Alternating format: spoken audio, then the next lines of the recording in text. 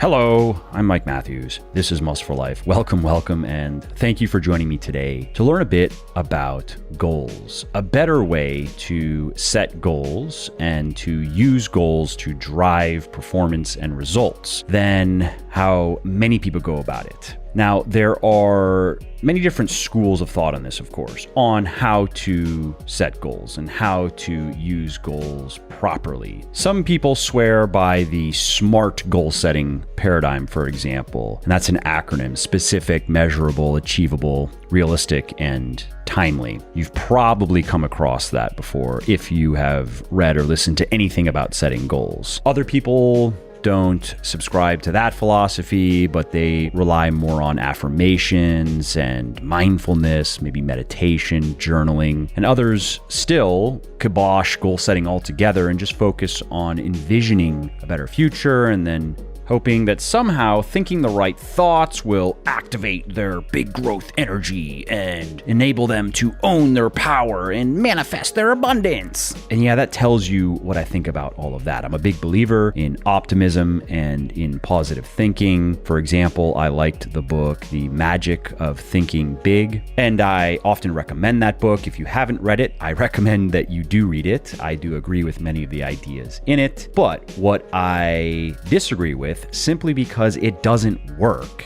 is any philosophy that revolves around the idea that the primary component of success, the fulcrum, is thinking the right thoughts. No, that is not. Effort is. Work is. Consistent effort, consistent work. And often that means putting effort and work into things that you don't really want to do, but you make yourself do them because you know that you need to do them to reach your goal. Your purpose is stronger than your aversion to doing the work. And so beware any mindset or worldview or advice that tries to move you in the other direction, that tries to move you away from exerting effort and large amounts of effort consistently, because it's a trap and it's going to fail you.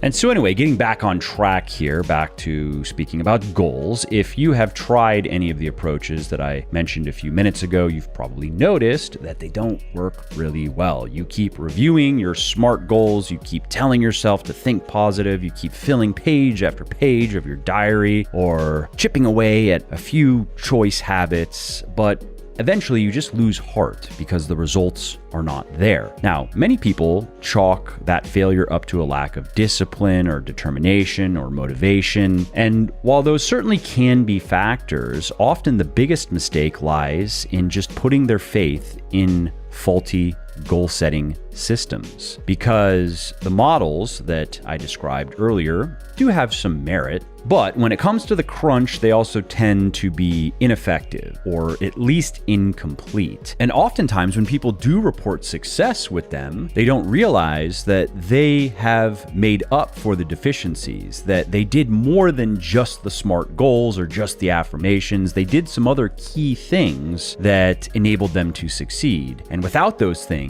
they would have failed. And I'm going to be talking about all of that in today's episode, including some evidence-based goal-setting principles that have served me well and that I think you'll be able to apply to good effect in your life. And I don't think that there is a one-size-fits-all winning formula that's going to work for everyone under all circumstances. But if your goal-setting armamentarium is well-stocked, you'll be able to find the formula that works for you. You'll be able to find the ideas and the actions that ultimately allow you to get to where you want to be. And that pragmatism is something that I like about this topic. And this episode hopefully will help you work that out.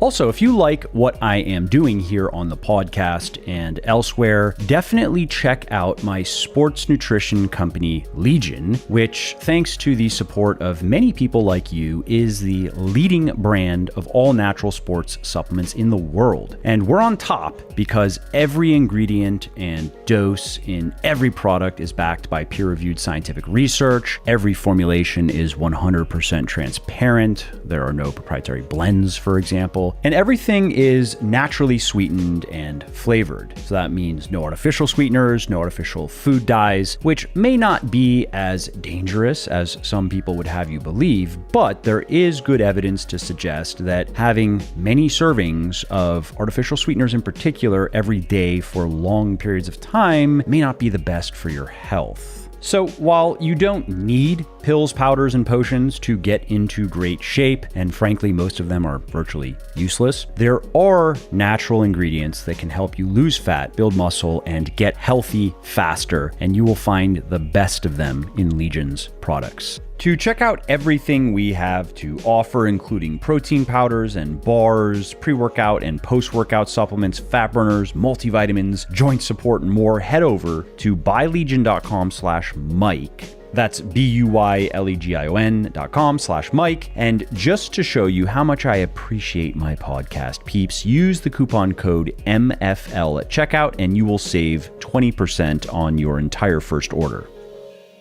Okay, so let's start this discussion with some of the problems with how many people set goals. And let's start that with the SMART formula that I mentioned in the intro. And there are many derivatives of this as well because it has been around for a while. Now, in case you didn't listen to the intro, SMART is an acronym for outlining goals that stands for specific, measurable, attainable, relevant, and time-bound. Now, according to many productivity gurus, unless your goal meets those criteria, it's just a dream. But if you apply the SMART formula to it, then you can make your goal a reality. Now, if you have ever followed this system, you've probably found that it doesn't really pan out in practice as it does on paper. And the main reason for this is the SMART formula works well for clarifying a goal you have already set, but it offers little guidance on how to choose a goal in the first place. What's more, it doesn't address prioritizing goals among many others, as well as obligations that are calling for your attention, or identifying and executing the steps that you'll actually need to take to achieve the goal. I would say that the SMART formula is better at describing how people set goals than prescribing how to set them. In other words, most people don't have trouble setting a specific goal that is relative to something they want or they need and then giving it a deadline. Like, that's pretty common. But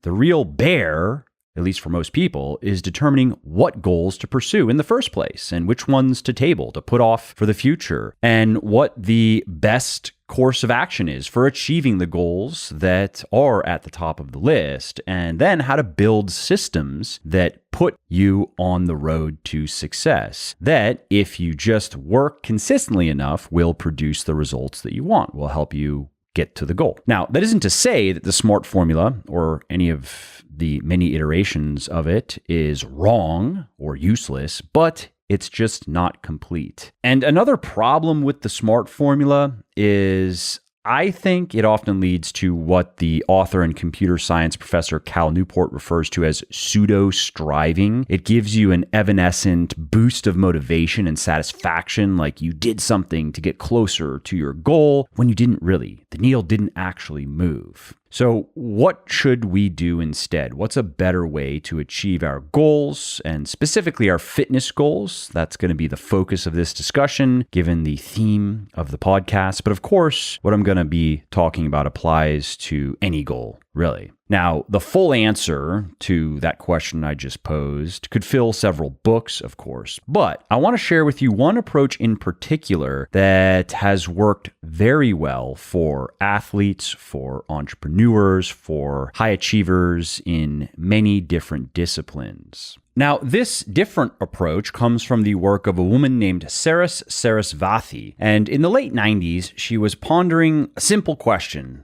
but a very difficult question to answer, and that is, what makes some entrepreneurs so much more successful than others, than their peers? Why do some people continually produce big wins and others just limp along or fall flat? Or, as she put it, what are the characteristics, habits, and behaviors of the species entrepreneur? Now, instead of just meditating on the question in an ivory tower or examining some well-known literature, scientific literature, business books or going back over existing paradigms and paragons like Steve Jobs or Howard Schultz, Sam Walton, and so forth, Saris hit the road. She went to 17 different states. She met with 30 founders of companies with revenues ranging from 200 million per year to over 6 billion per year in a wide range of industries, from steel manufacturing to teddy bear sales and semiconductor and biotech development. And instead of just asking these people a series of questions about their habits and practices and principles and routines, she wanted to understand the thinking process behind their actions. She wanted to understand their operating system. Why did they make this or that decision? Why did they pursue this goal over that one? Why did they invest time, money, and effort into this thing and not those things? And to that end, Saris had each person complete a writing exercise that involved solving 10 problems to create a successful business, all starting with the same product. She also had them talk through their thought processes, and she recorded their answers as they answered the questions, and then she went through the recordings meticulously, and she was looking for patterns in the way these people puzzled out these problems. And what she identified is that there were several similarities in their thinking, and the most striking one was their tendency to rely on what she dubbed effectual thinking. And in a nutshell, what that means is instead of starting with goals and then working backward to figure out what resources, skills, advantages, and people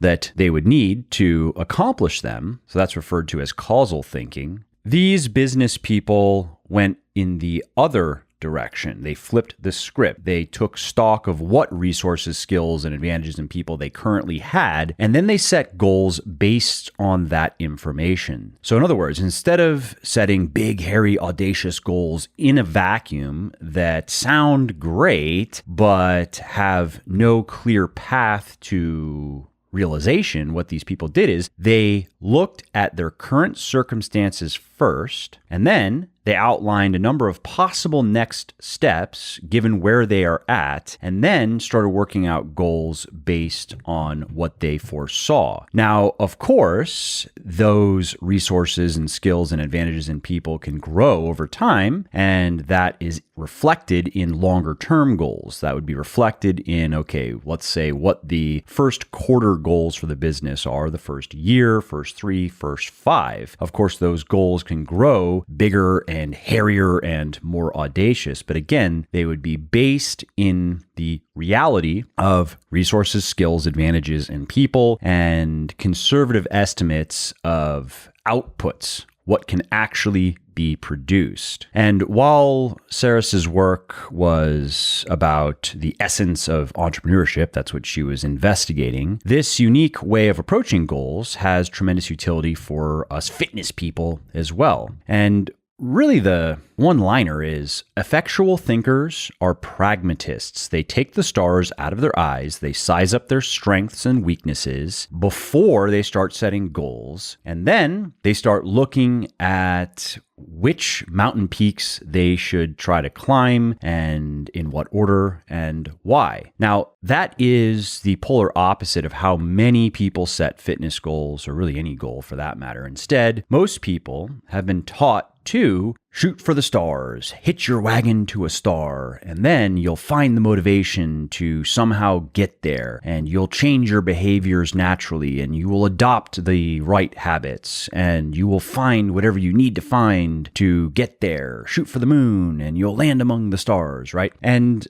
there is value in that, especially if we're talking about long-term, challenging, even unrealistic goals. And I'll talk more on that in a moment. But more often than not, those goals just turn into will-o'-the-wisps. They're so distant, they're so daunting, they're so disconnected from the current reality that they just become excuses to not get started or to not keep going, to not keep building momentum and get that flywheel spinning faster and faster. So for example, let's say you want to lose weight. And like many people, you have tried and failed many times before. Is making your goal more specific, measurable, attainable, relevant, or time-bound really going to change it this time? Will applying that SMART formula and saying that, okay, you want to lose 30 pounds in 6 months, Is that going to deliver the goods? No, of course not. An effectual thinker, though, would take a different tack. Instead, what they would first look at is their current resources, their current limitations, their current advantages, and then they would plan their next steps. Again, based on what they realistically have to apply, to bring to bear, and what they can realistically do. So the appraisal of the weight loss situation might look something like this. Okay, I am 30 pounds overweight and I have been this way for a while, and I've tried many diets and workout routines, and I haven't stuck with anything for more than maybe a month or two before giving up. I've lost some weight in the past, but never more than 10 pounds, and I've never kept it off for more than 6 months. The real struggle for me is consistency, but what I do have going for me is I am willing to learn things. I am willing to work at things. I do excel in my work life, and in most areas of my life, I have things moving in the right direction. I just haven't been able to crack this body composition nut. I've also seen several of my friends lose weight, and I know that if they can do it, I can do it too. I just need the formula that works for me.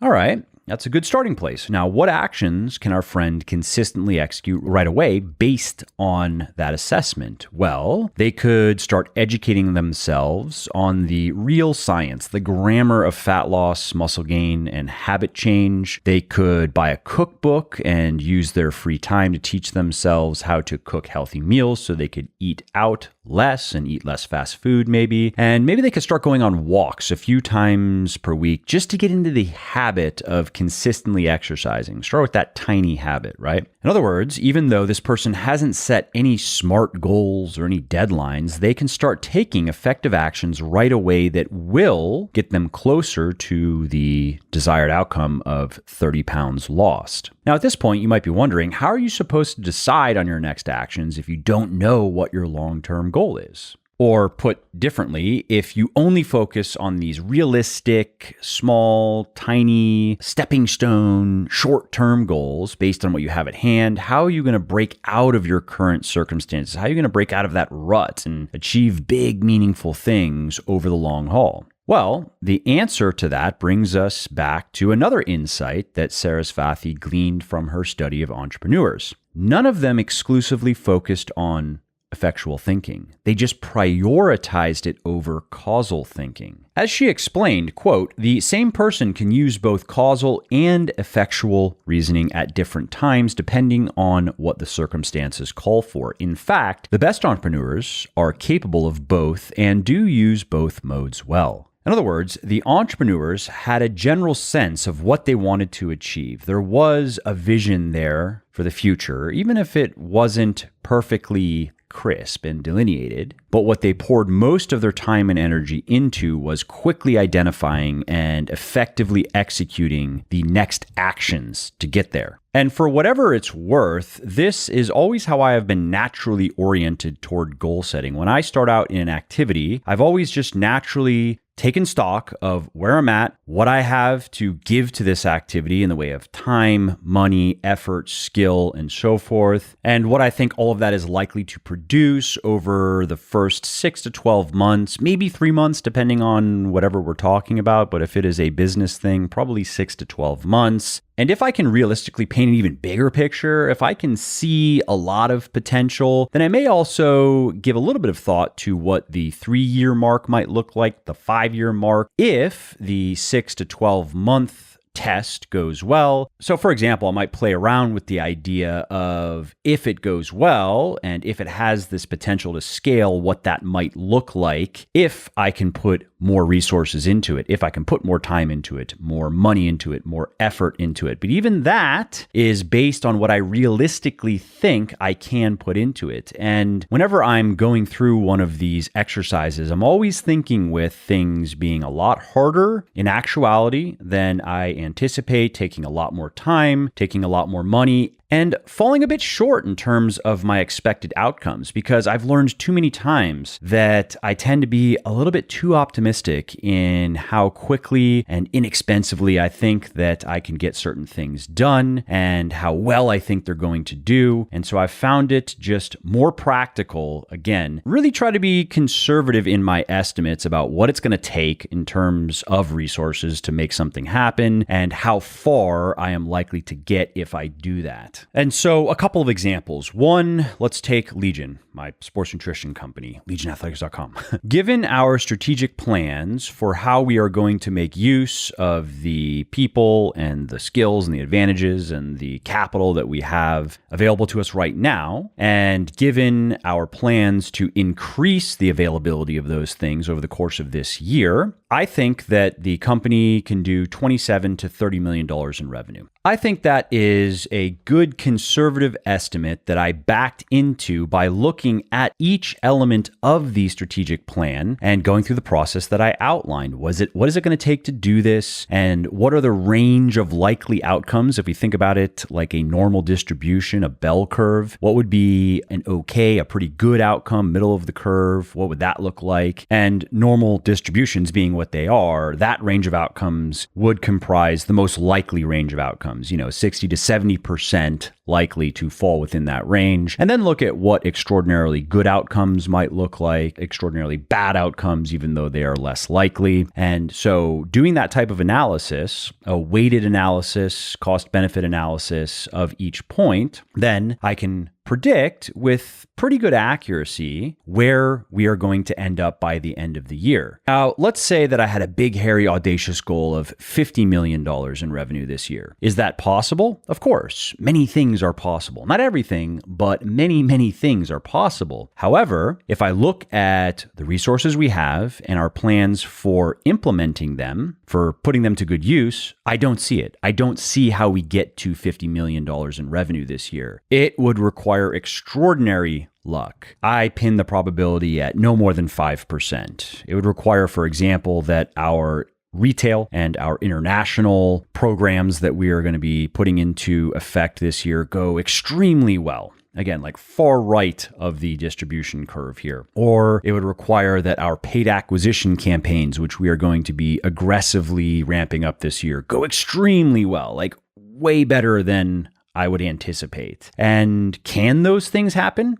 Sure. And if they happen, great. Then you won't hear me complaining. But as far as setting goals, setting expectations, and then figuring out next actions, the $50 million number is just a non-starter for me because the only high probability play that I can think of that would allow me to get there would be finding the perfect strategic partner who's going to bring a lot of capital into the business and who is going to agree to a high valuation. Given the business's current financials and market share, I wouldn't be willing to sell equity at a mediocre valuation just to try to goose the growth a bit. I would rather stick to my current plan, hit the high 20s to maybe low 30s without any outside money, and then maybe look at raising money to try to go to the next level. But anyway, if I were willing to go down that road now, then maybe I could get to $50 million. The reason why I am not pursuing that strategy is I just mentioned the valuation point and there may be issues there. And I also just don't see it as a very high probability play. I don't think there are many potential strategic partners out there that would really fit the bill. Again, they would need to have a lot of money and a lot of connections and a lot of expertise. It would have to be kind of plug and play where they're going to go, all right, we're going to inject $20 million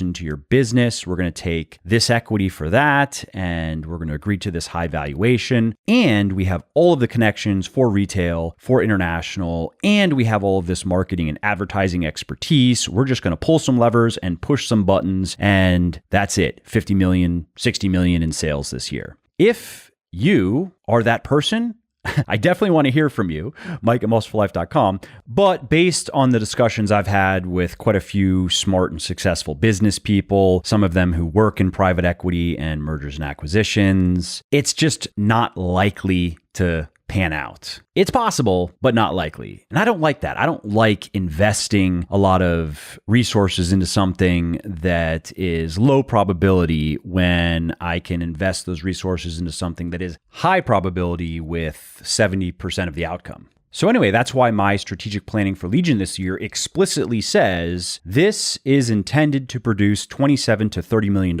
in sales. Another example of applying this mentality to goal setting is how I went about learning golf when I was living in Florida. So what I did is before I started anything, I looked at how much time I was going to be giving it per week. And I figured that I could give 10 to 15 hours per week to golf without getting much in the way of anything else. I was willing to do that. That meant a bit less time working, but there was something to be said for taking a little bit of time off of work. So I would go usually a little bit of time on Saturday, and then I would put in most of my time on Sundays. And so, okay, with 10 to 15 hours per week, can I make progress? Is that enough to get good? Because I wasn't interested in getting into golf and sucking. I don't like doing things that I'm bad at. If I'm going to do something, I probably am going to have to get at least good at it, or I'm just going to stop doing it, right? And how good do I need to be to enjoy golf? Well, I concluded that I needed to be able to consistently shoot in at least the high 70s to low 80s to really feel like I was playing the game, and to be able to maybe play in some local tournaments and some friendly matches and be able to put some money on it and make it fun. And so then the question was, okay, is 10 to 15 hours per week enough to go from where I was at in the beginning, which was bad, I don't know, 100 plus average scoring, high 90s would have been like a good round, to that low 80s to high 70s. And in talking with some pros, not like professional golfers, but teaching pros, and reading some books on golf, I concluded that, yeah, that probably is doable. I wasn't sure, but it wasn't completely unreasonable. It wasn't like me saying that I wanted to play on a mini tour within a year of putting 10 or 15 hours a week into it. No. And so anyway, what I concluded, based again on my own study and speaking with credible experts, is that I should be able to do that. I should be able to go from where I was at to low 80s and high 70s within a year to maybe 2 years. So a year would be fast, 2 years would be kind of slow. Again, if we look at this on a bell curve, maybe a year and a half on average. And if I pick it up quickly,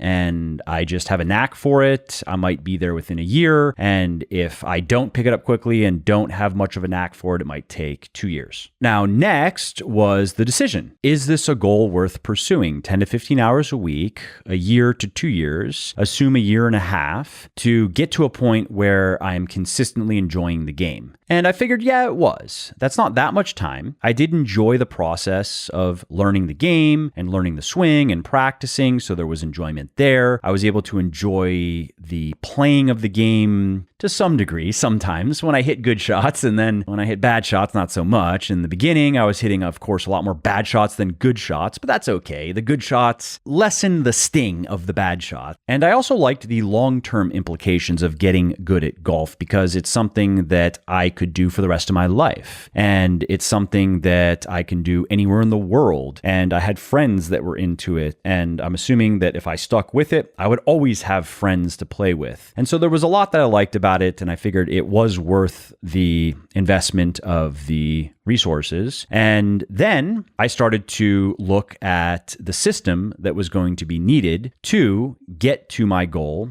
within 1 to 2 years, given the time constraints. And I don't want to ramble too much about this, so I'll just kind of end the anecdote there, but I created that system just by reading books and learning about what other people did to go from bad to good. And in the end, I came close. So within a year or so, year and a couple of months of working at this, I had made really good progress. My best round was an 81, and that was a 39 on the front and a 42 on the back. And that was real golf, of course. No mulligans, no fixing lies, no bullshit. And I was consistently now in the high 80s to low 90s. And I was knocking probably on average about 2 balls out of bounds per round. And so that was costing me 4 strokes right there. And those were almost always off of the tee. And so I was then working on improving my accuracy off the tee, because if I just stopped knocking balls out of bounds, then I would be very close to my original goal. Now, ultimately, I ended up moving to Virginia and playing a lot less golf, so I didn't reach my goal, but I will pick it up at some point in the near future. Probably within the next couple of years, I'll be willing to give it that time again. And because of all of the work that I did previously, I will be able to get back to where I was very quickly. I've already experienced this several times where I would get into playing a little bit of golf again and start hitting more good shots and start seeing that old game start to come back. But I don't like playing golf by myself. I learned that in Florida, and I didn't really find anybody at the local club that I was playing at here in Virginia that I wanted to spend afternoons with. And so that was a bit of a damper for me. However, it looks like I'm going to be moving back to Florida this year, and several of the guys who work with me are based in Florida, and I'll be probably not right where they are, but I'll be close enough to where I can start playing with at least one of them, if not 2 of them, and that'll be fun. Then I'll be able to enjoy the game and enjoy the company. And speaking of the muscle memory of golf, this was kind of funny. I was in Wyoming last summer. I hadn't swung a golf club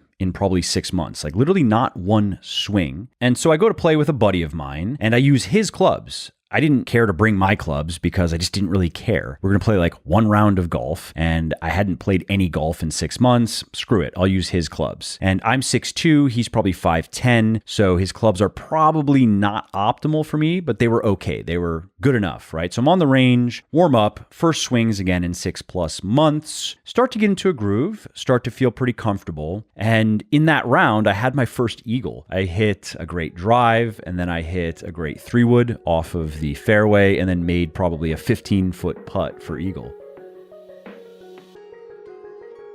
If you like what I'm doing here on the podcast and elsewhere, definitely check out my sports nutrition company, Legion, which, thanks to the support of many people like you, is the leading brand of all natural sports supplements in the world. Anyhow, let's get back on track. Let's start talking about goal setting in the context of fitness. How can you use everything that we just discussed to better set and achieve your fitness goals? Well, I have a simple 3-step formula or strategy that's going to help. The first is write down exactly where you stand in terms of your fitness, then write down what you want to achieve, then write down the habits that you'll need to get there, and then start doing them immediately. So let's talk a little bit more about each of these steps. So this first one, write down exactly where you stand in terms of your fitness. So before you set any goals, you really need to take a clear-eyed look at your current circumstances. And if you're not sure where to start with that, just ask yourself a few questions. What are you doing well at right now? What are you good at? What do you need to improve at? What bothers you the most about your health and fitness right now? What do you find yourself thinking about the most? What have you tried to achieve in the past, and how did it go? And this writing exercise serves 2 important purposes. The first one is it helps you better estimate how much time, effort, and attention you'll need to achieve your goals. That is, before you decide where you want to go,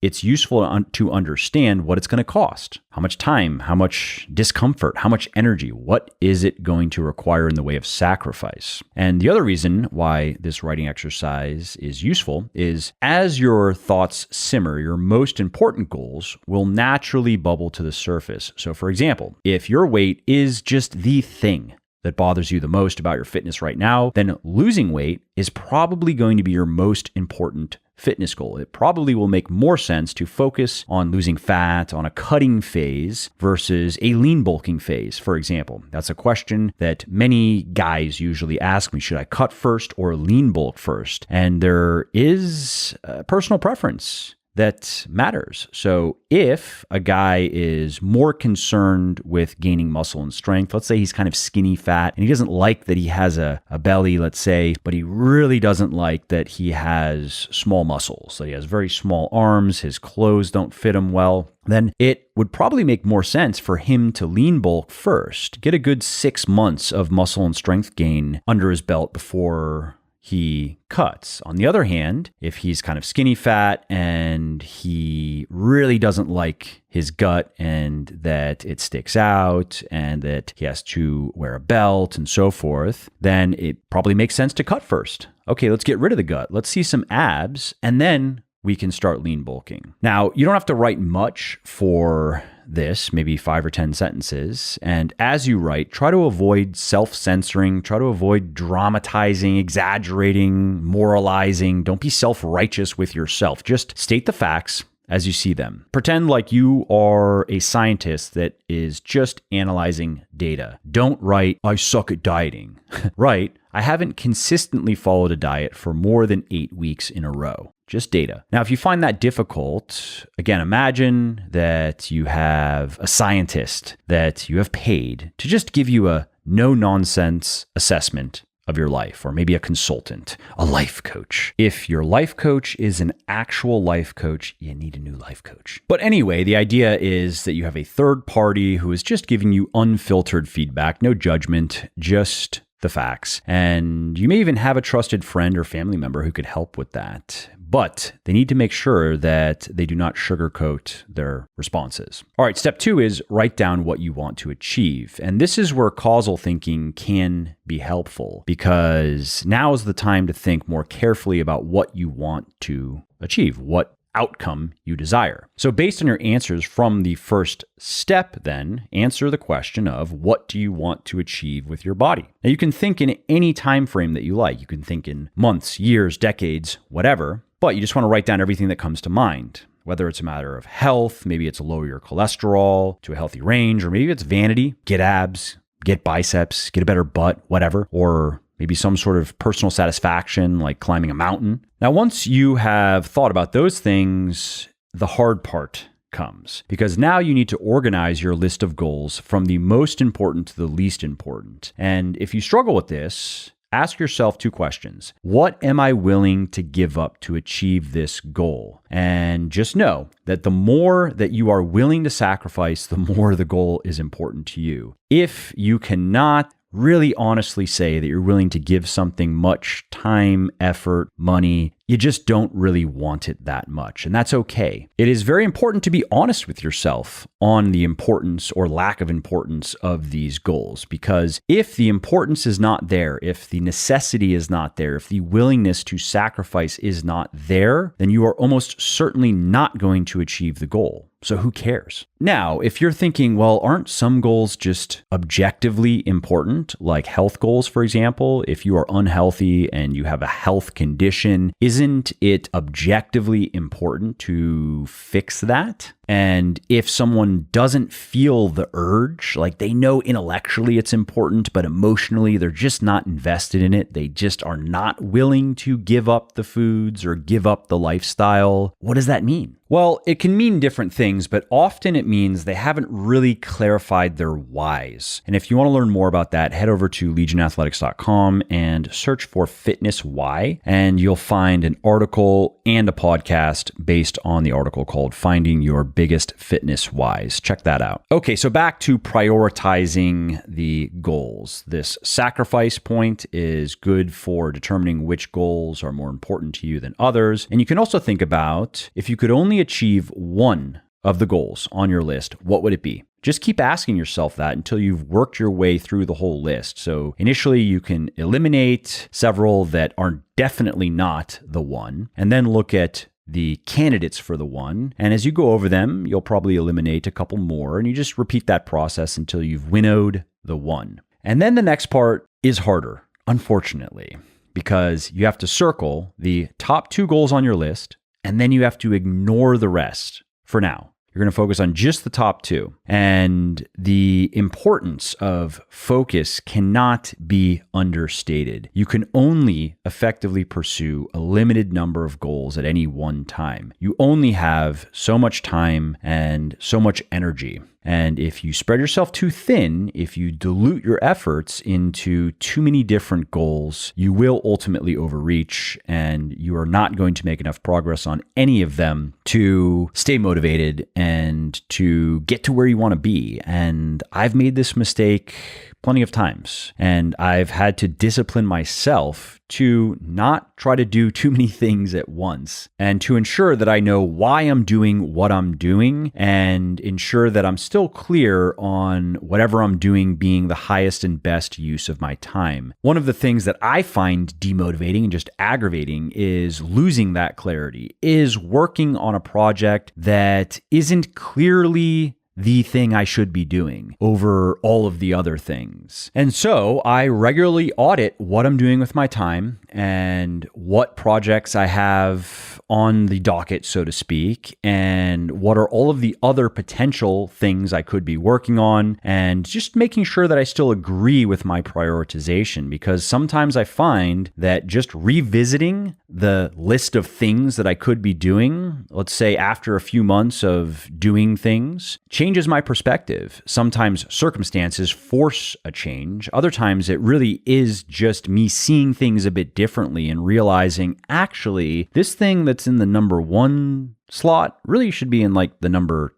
4 slot. And this thing that's in the number 8 slot should probably be in the number 2 slot, and so forth. So anyway, back to fitness goals. I think a good rule of thumb is to just pick 2 goals. And I typically recommend focusing on a body composition or a physiological goal, like losing pounds of fat or gaining pounds of muscle, or maybe reducing blood pressure, as well as a performance-based goal. So again, 2 goals, one regarding body comp, because that is very motivating, and then another regarding performance, like maybe deadlifting twice your body weight or running a half marathon. And why the bifurcation there? Well, 2 reasons. One, fitness is only one part of your life, and you probably have other personal and professional goals. Thus, you are probably pursuing several other goals at the same time. And if you set too many goals in one area of your life, like fitness, for example, it will detract from other areas, primarily because it's just going to require more time. And it's also going to require more energy, more physical energy, of course, more mental energy. Now, the good news about fitness goals, and this is the second reason why I recommend setting 2 fitness goals, is they do tend to be complementary. So pursuing one goal often indirectly helps you achieve the other. So if, for example, your physiological goal is to lose 20 pounds, well, that is going to make it easier to deadlift twice your body weight because you're not going to have to lift as much weight. And if you're going to lose those 20 pounds in the way that I would recommend, you're going to be doing a lot of strength training, which of course is going to work directly toward the performance-based goal.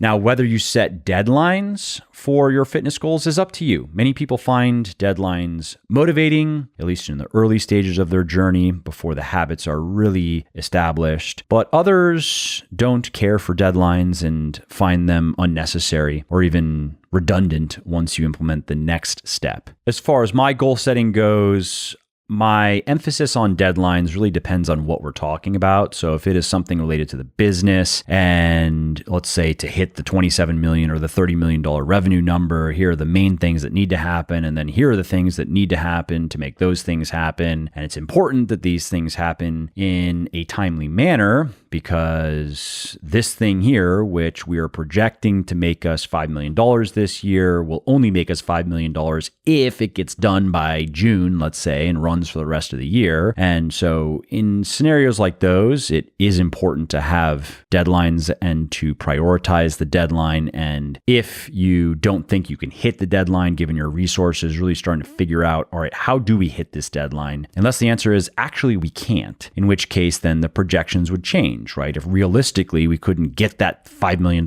thing done until August or September, then we are going to make less money from it. Now, in other arenas of life, I'm not nearly as concerned with a deadline. In my golf example, I didn't have a deadline. I just figured 1 to 2 years is a reasonable time frame. And I could have added a deadline, I guess. I could have said, okay, within the first 6 to 8 months, I need to have broken 90 for the first time. Now, is that true to achieve my bigger goal? No, probably not. So it just wouldn't have served any useful purpose. So instead, I was more interested in just tracking my progress and seeing if I am roughly on track to achieve the bigger goal. And so I was more interested in tracking the little things that add up to a good round. I was more interested in seeing that my accuracy off the tee was getting better. I was hitting fewer OB balls. I was hitting more fairways. I was putting more balls than on the green and around the green. And I was putting better because as far as the score goes, anybody who plays golf knows that a good round can turn into a bad round really fast. You can have a couple of bad holes if you're playing real golf, and that's it. What was going to be an 85 is now a 95 because of 3 bad holes. And so score alone can be a bit misleading. Of course, you want to see your average score going down, but there can be a lot of volatility even when you are markedly improving your game. It just takes a lot to get to a point of consistently good. Anyway, lest I turn this episode into a golf instructional piece, let's talk about this third and final step, which is write down the habits you'll need to get to where you want to be and then start doing them immediately. Now, this, of course, is where the rubber meets the road. What do you need to do every day